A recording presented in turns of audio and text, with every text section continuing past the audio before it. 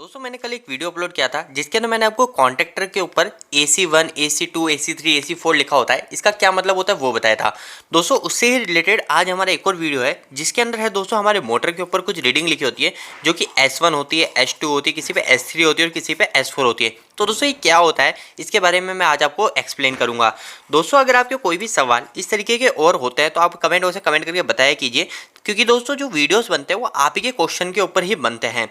तो दोस्तों सबसे पहले हम बात करते हैं S1 की, फिर उसके बाद में हम बात कर लेंगे S2 की, फिर बात करते हैं हम S3 एंड लास्ट में हम बात करते हैं S4।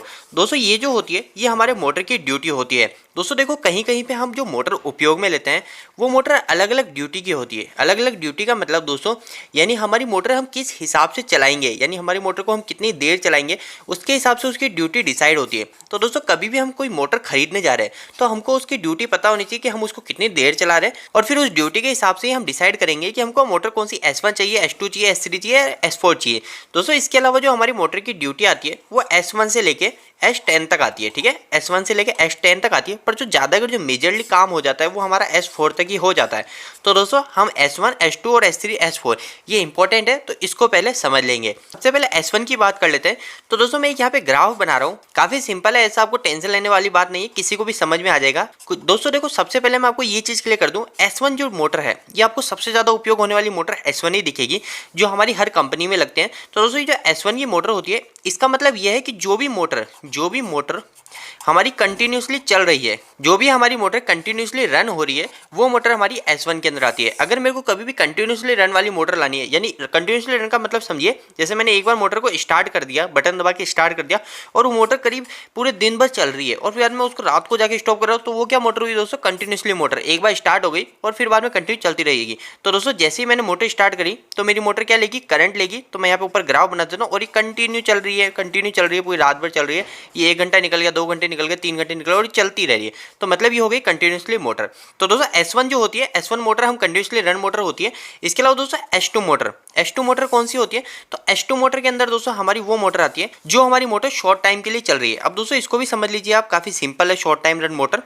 तो दोस्तों इनको समझना क्यों जरूरी है, पहले मैं आपको ये भी समझा देता हूँ। क्योंकि दोस्तों देखो जहाँ पे हमारी S1 मोटर है उस S1 मोटर की जगह आपने S2 मोटर लगा दी तो आपकी क्या प्रॉब्लम आएगी वो आप समझिए। जैसे S2 मोटर होती है ना दोस्तों, उस S2 मोटर का मतलब ये होता है, उस S2 मोटर का काम ये होता है जैसे उसको हमने एक बार स्टार्ट कर दिया, ठीक है, थोड़ी देर के लिए उस मोटर को चलाया, ये मोटर तो कंटिन्यू चल रही थी पर इस मोटर को सिर्फ मैंने थोड़ी सी देर के लिए चलाया और फिर ये बाकी के पूरे दिन हमारी बंद है। यानी सुबह मैंने सिर्फ 1 घंटे चला दी, बाकी के जो 11 घंटे पूरे दिन के उसमें हमारी मोटर बंद है यानी ऑफ है। तो दोस्तों ये जो हो गई हमारी शॉर्ट टाइम रन मोटर है। अब जो मेरी S2 मोटर है, इस S2 मोटर को अगर मैं S1 पे लगा दूंगा तो मेरी मोटर क्या जल्दी खराब हो जाएगी। क्यों हो जाएगी, क्योंकि दोस्तों जो S2 मोटर होती है इस मोटर को क्या ठंडे होने के लिए समय चाहिए होता है। तो S2 मोटर को कूलिंग बराबर चाहिए होती है, यानी एक बार स्टार्ट कर ली, थोड़े समय स्टार्ट चली, फिर बंद रहेगी पूरे दिन।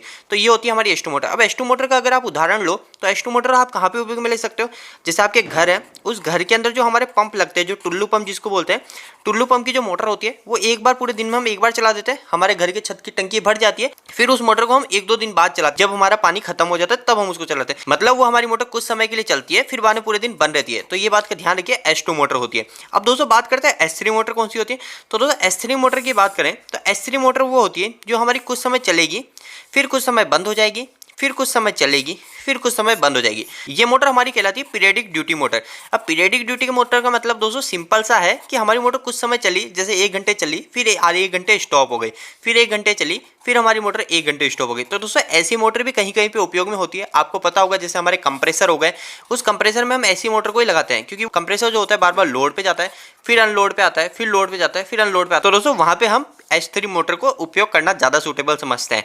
फिर बाद में दोस्तों बात करते हैं S4 मोटर। तो S4 मोटर के अंदर कौन सी मोटर आती है, तो दोस्तों S4 जो मोटर होती है वो S4 मोटर और S3 मोटर लगभग सेम ही होती है। पर दोस्तों S4 मोटर के अंदर जो होता है ना, ऐसी मोटर दोस्तों जैसे आपको एग्जांपल के तरीके समझा देता हूँ। जैसे हमारी जो क्रेन हो गई, इस क्रेन में क्या होता है दोस्तों, स्टार्टिंग में हमको ज्यादा टॉर्क चाहिए होता है, यानी हमारी मोटर को क्या चाहिए, ज्यादा टॉर्क चाहिए। तो वो स्टार्टिंग में थोड़ा ज्यादा करंट लेती है, फिर बाद में वो स्टार्टिंग में कुछ समय तक ज्यादा करंट लेगा, फिर कम करंट लेती है, फिर बाद में वही सिलसिला सेम S3 की तरह होता है इसके अंदर। तो कुछ समय बंद, फिर बाद में वापस से कुछ समय चलेगी, पर वो स्टार्टिंग में थोड़ा ज्यादा करंट ले रही है। इस समय हम S4 ड्यूटी की मोटर को लगाते हैं। दोस्तों अगर आपको हमारी वीडियोस अच्छी लगती है तो आपके लिए एक बहुत महत्वपूर्ण सूचना है कि हमने एक वेबसाइट स्टार्ट करी है जिसका नाम है www.engineeringdost.com।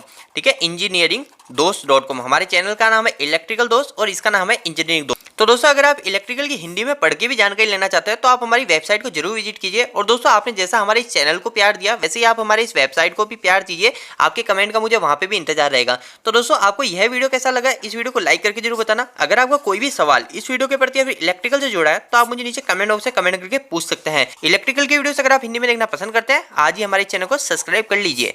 आज के लिए इतना ही, धन्यवाद।